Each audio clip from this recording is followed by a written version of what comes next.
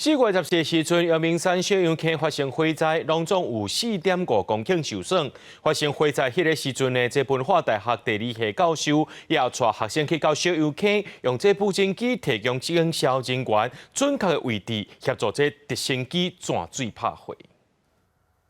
阳明山小杨溪规片乌糟糟，闻起来阁有臭火大的味。4月14日，因为不明原因发生火烧山，初判讲是山顶的检测器家己烧起来，不过实际原因又搁咧厘清。拜过阳明山国家公园管理处也开始开放民众入来爬山，真侪民众因为好奇来看卖。我觉得好奇烧的结果到底如何，所以今天就是来看看这一段。跟我想象不一样，我本来以为是只有烧这一边而已。结果我看他连那一边都烧掉了。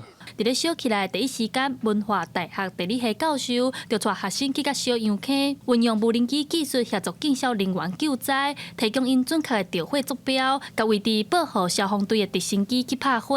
有一些人没有办法到达的地方，那或是有一些新的起火点的发生，那这些都需要那个无人机快速的去现场做确认，定到这些位置以后，我们就会把坐标告诉给这个消防救难人员。